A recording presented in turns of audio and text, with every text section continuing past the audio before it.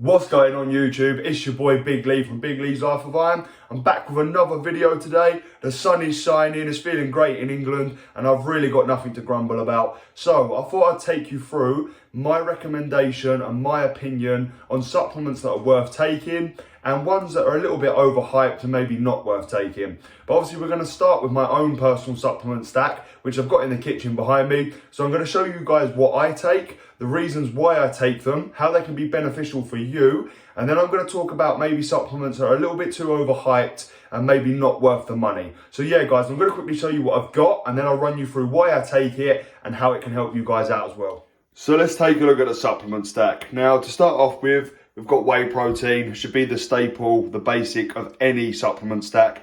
Whey protein is probably one of the most beneficial things you can take. Moving on to creatine there by Reflex, the CreaPure. Yet again, there's so much research on creatine. I'll go through it in a minute, but that's another supplement I highly recommend taking. Rich Piana's Full as Fuck at the bottom there. That is a pump inducing supplement. It's going to encourage blood flow to the muscle. You get better pump in the gym. I do believe they are worth taking. Next one's a little bit controversial. We've got the branched chain amino acid or any essential amino acid. I will talk more about them briefly. Either way, whether or not they are actually beneficial to take, I find they're a very easy, cheap way to stay hydrated. I can easily drink 4 litres of water a day if I've got amino acids mixed in with them and you've got a good flavour. But I'll go over that more in detail in just a moment. Then moving on to the pre-workout, we've got ABE or All Black Everything. Yet again, if you work or if you need a bit of motivation or whatever, feeling a little bit tired, you need a bit of a kick up the arse, pre-workouts are absolutely great.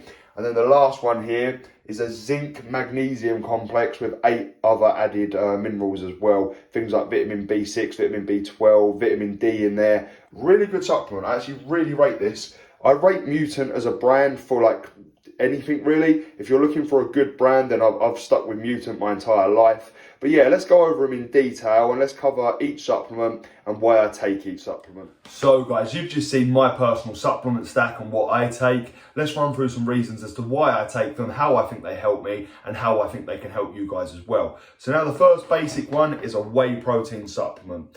I've been using Mutant Whey for a long time, probably the best part of 6 years. It tastes good, both chocolate and vanilla. I switch between the two flavours. There's 22 grams of protein per shake and 140 calories per shake.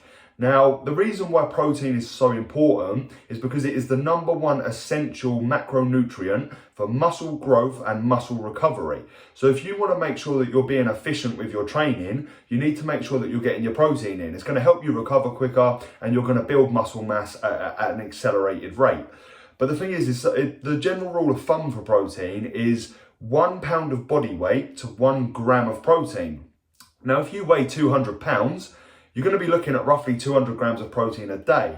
Some people might struggle to eat that much protein with food, and that's where the protein shakes come into play.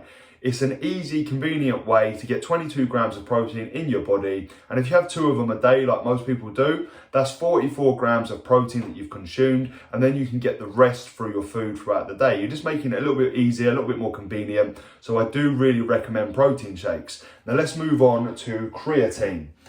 I usually use the Mutant creatine, but they're out of stock, unfortunately. It is what it is, so I've got the Reflex one instead. It doesn't really matter. I tend to stick with just the creatine monohydrate. Now what this is it's basically fuel for your muscle. Creatine supplies ATP to the muscle, which increases your muscular endurance in the gym. It can increase lean muscle mass over a period of time, and it does boost your strength. So creatine is really just going to allow your muscles to function that little bit better. Some people do say that they get a little bit of water retention. You can retain a little bit of water with creatine, but honestly, it tends to be only a few individuals. Most people don't even notice it. So creatine would be my next go-to supplement and something that I really advise that people take. It is also the most researched supplement in the world. Loads of universities have covered it. There's been loads of studies on it. And yeah, it's a cheap, cheerful supplement that I think everyone should have in their supplement stack. Now let's move on to pump inducer. Now, I use Rich Piana's Full as Fuck. I do think it's one of the best pump inducers out there. what it's going to be doing is basically with a high dose of L-citrulline, you're going to be increasing your blood flow to the muscle. You're going to be forcing more blood into the muscle. You're going to get a better pump. The muscle's going to be more engorged with blood. It's going to look fuller. If you're really lean, you're going to look veinier. There's going to be more blood in there. And another one is glycerol as well. Any good pump supplement will have glycerol powder in there. That does the same sort of thing, but it pulls water into the muscle as well. So you're really going to fill that muscle out, and it's sort of going to sort of blow up in the gym. You're going to look a lot bigger, a lot more pumped. And yeah, one of those things where is it actually going to boost the performance of your workout? Probably not. I'm not going to lie, no. It is more of a vanity thing. If you're in a vest and you're lean, a pump supplement is going to make you look bigger and fuller, and you're going to look more pumped up, and it's great for taking pictures if you're doing photo shoots, stuff like that. So yeah, I really do recommend taking them, that if you're trying to do like Instagram or any form of social media and you just want your body to look the best that it possibly can be, that's where a pump supplement comes into play, in my opinion. But the next one, this is a big one, pre-workout. I probably should have spoke about this at the start, but we'll talk about it now. Pre-workout is a new craze, not so much in the sense that they're new, but it's just everyone is taking them. So pre-workouts have been around for a long time, but in this day and age, everyone is on a pre-workout.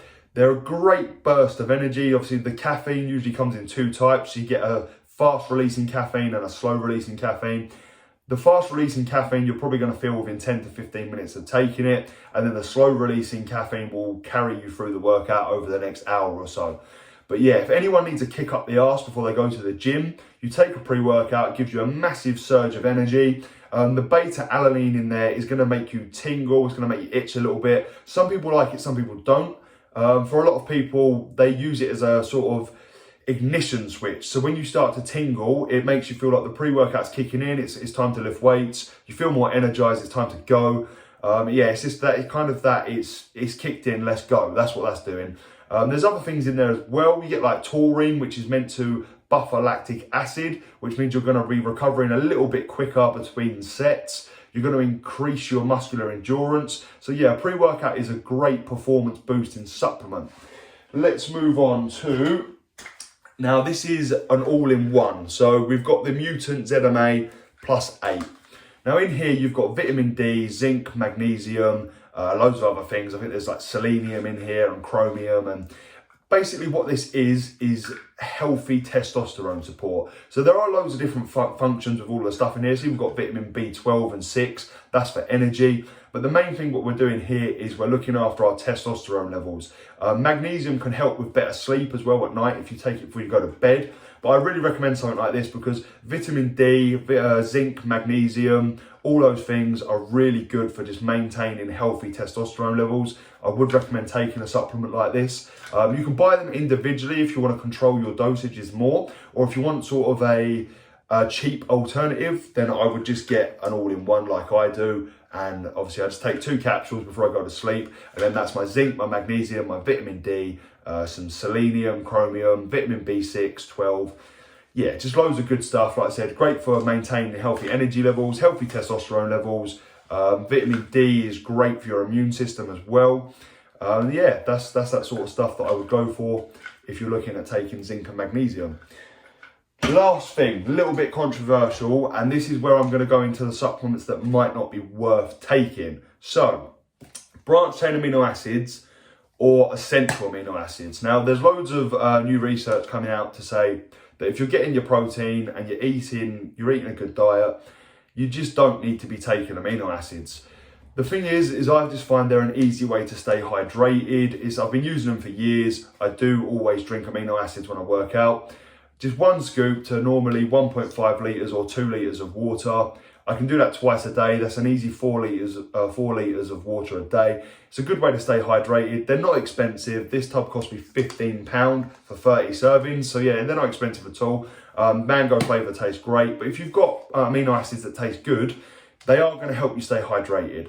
And that is why I personally use them. But there's a lot of people out there nowadays that are saying you don't need to use amino acids because if you're eating enough protein in your diet, then your amino acids are covered, which is absolutely fine. But like I said, they're an easy way to stay hydrated, and drinking plain water is really boring. Like, it's not something that I enjoy doing. Now, I've just remembered another supplement that is really good for you and I would really recommend taking, and that is fish oils and omega-3s. Now, they are great for your overall heart health. They're great for your blood flow. They prevent blood clots. They're really good for your joints. They have an anti-inflammatory response within the body. So if you've got arthritis or joint inflammation, fish oils and omega-3s are really good at helping reduce those things and just helping you out in loads of different ways like that. So I'd recommend taking fish oils and omega-3s. Now let's just talk about a couple of supplements that I wouldn't recommend taking or that I don't think are necessary. That is stuff like multivitamins. I believe that if you have a very balanced diet and you're eating your fruits, you're eating your vegetables, you're eating all the other things that you should be eating, I just don't think that a multivitamin is worth it, and I wouldn't say it's worth the money. That's just my opinion. There could be a lot of people that disagree with me, but especially if you don't like your fruits and vegetables, don't like eating them, then maybe it might come into play. But I don't have any problems with eating a balanced diet, and I can get all of my nutrients and macronutrients from my foods. So yeah, I wouldn't really recommend taking a multivitamin. Other things as well, like vitamin C and immune system boosters, I'm not too sure how good they are. Because yet again, if you're eating your fruits and vegetables and you're getting all your stuff that you need from your diet, I just don't know if you need that, you know?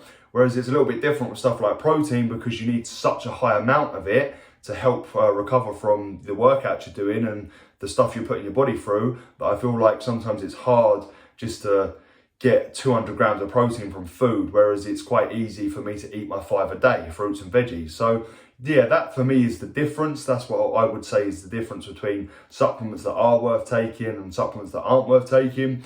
Could be some people that disagree with me, could be some people that agree with me, but that's what I've been doing for the past 6 to 8 years with supplements. But yeah, guys, that's my video on supplements today. That's what I take. That's what I would recommend taking. I hope I answered any questions that anyone had about supplements. If you've got any more questions, please leave them down below in the comment section. I'll get back to you as soon as I can. But the most important thing, guys, stay healthy, stay strong, keep living that life of iron. Thank you, everyone.